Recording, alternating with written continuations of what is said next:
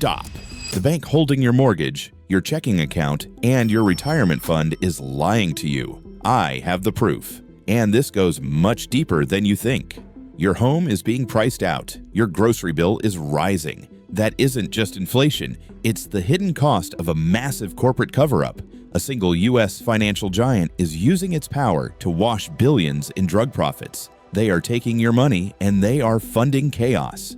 In the next 15 minutes, I will show you the leaked documents that prove how this Wall Street bank facilitated the largest money laundering machine in history and why the government let them get away with it.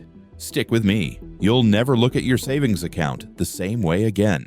This is where the true scale of the betrayal begins. The Sinaloa Cartel doesn't move all its money in suitcases anymore. They are sophisticated, high-volume financial actors. They need a bank that can handle billions, bypass international controls, and provide a cloak of legitimacy. And they found one. The bank's internal documents reveal the primary method: trade-based money laundering, TBML. Think of it like this. The cartel has $1 billion in dirty cash from drug sales on the streets of Los Angeles or Chicago. They need to get it back to Mexico clean. They approach the U.S. bank, which facilitates transactions under the guise of legitimate international trade. The bank's trade finance division handles documents for exporting common goods, say, used American cars or high-tech electronics, to Mexico. The cartel over-invoices those exports massively. A batch of cars worth $100,000 is reported as $1 million. The difference, the $900,000 difference, is the cartel's dirty money, now cleanly transferred via the U.S. bank's wire system back to a cartel-controlled account in Mexico. The bank makes huge fees on every single transfer. This was not a mistake by a single rogue teller. This was a systemic decision. Whistleblowers and internal audit teams repeatedly flagged suspicious wire transfers coming from high-risk regions, Mexico, the Caribbean, specific unregulated casas de cambio. But the bank was too big, and the profit margin from these transactions was too addictive. They saw the cartel funds as a valuable customer stream, not a national security threat.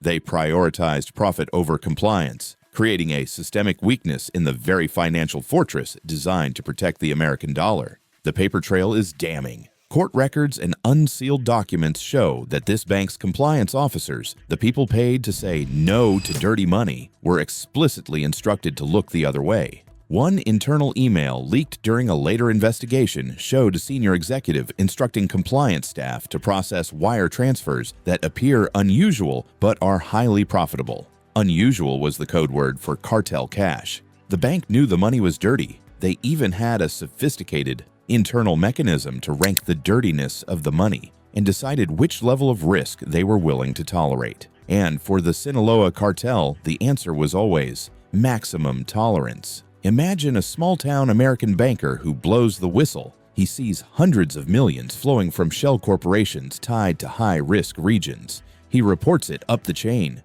What happens? He's fired, blacklisted, and silenced. Why? Because that one U.S. bank was making $1 billion a year just from these illicit transactions. The people at the top were willing to sacrifice the safety of the nation to keep those numbers rising. This is where the betrayal hits the deepest. When the Justice Department finally moved in, forced by whistleblowers and outside investigators, did they prosecute the bank? Did they arrest the executives who approved this massive, ongoing crime? No, they settled. The bank was slapped with a symbolic fine, a mere fraction of the profits they made from the illegal activity. The excuse given by the government was terrifying. The bank was too big to jail. Our government, the body sworn to protect us, feared that criminally prosecuting this financial giant would destabilize the entire U.S. economy. Think about that for a second. If you or I commit tax fraud, we go to jail. If a small business launders $50,000, they are shut down and prosecuted to the full extent of the law. But if a single massive U.S. bank launders billions for the Sinaloa Cartel, they are allowed to pay a fee and continue operations. They paid the penalty using the very profits they earned from this illegal activity. This is a story of corporate elite operating with complete impunity, and it sends a clear message to the cartels. The American financial system is for sale, and the price is cheap. You might ask, How does a bank in New York affect my life in Ohio or Texas? This is the core of the financial conspiracy. When billions in illegal cash floods the U.S. financial system, it acts like a toxic injection. It increases the overall money supply, making the dollar less valuable. This is one of the hidden engines driving up inflation, the cartel tax on your grocery bill and your gas pump. Secondly, it distorts the housing market. Cartel leaders don't buy property with mortgages. They buy them with clean, bank-laundered cash through anonymous shell companies. They are not concerned about market value. They are concerned about hiding the money. This sudden influx of massive, unregulated capital drives up housing prices in your local suburbs and major cities, making homes less affordable for average American families. The American dream is being priced out by drug money, enabled by our own banks. And let's not forget the ultimate human cost. This bank's profits are the lifeblood of the Sinaloa Cartel.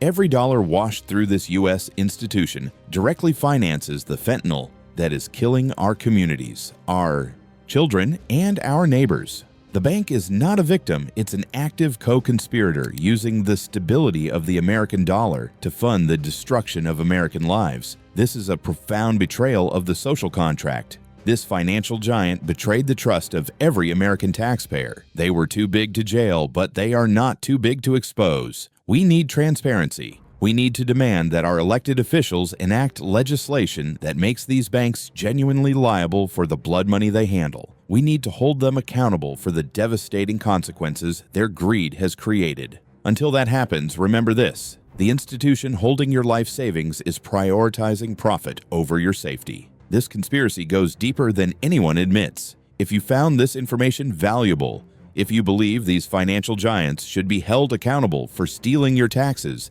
and funding the cartel's empire, hit the subscribe button and the notification bell. We will continue to track the U.S. financial entities that are enabling global crime. Share this video. Make your voice heard. The only way to stop the too big to jail excuse is to make the truth too big to ignore. Thanks for watching.